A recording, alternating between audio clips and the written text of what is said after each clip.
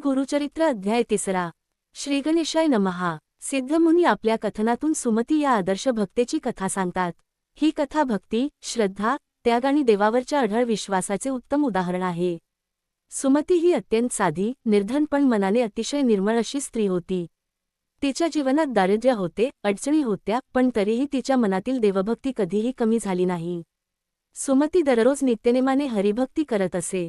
सत्य, शील, दया आणि नम्रता हे तिच्या जीवनाचे आधार होते। घरची परिस्थिती हालाखीची असूनही ती कधीही तक्रार करत नसे। देवावर पूर्ण विश्वास ठेवून ती आपले जीवन जगत होती।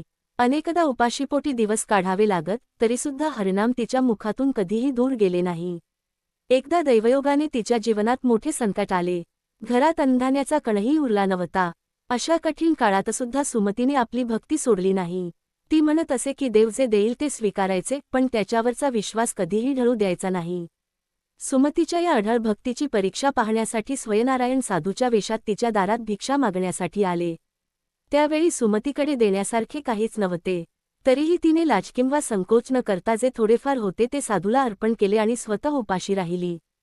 तिच्या या निस्वार्थ त्यागाने देव अत्यंत प्रसन्न झाले। तेव्हा नारायणांनी आपले खरे स्वरूप प्रकट केले आणि सुमतीला वर मागण्यास सांगितले। सुमतीने धन, वैभव किंवा सुखाची इच्छा व्यक्त केली नाही।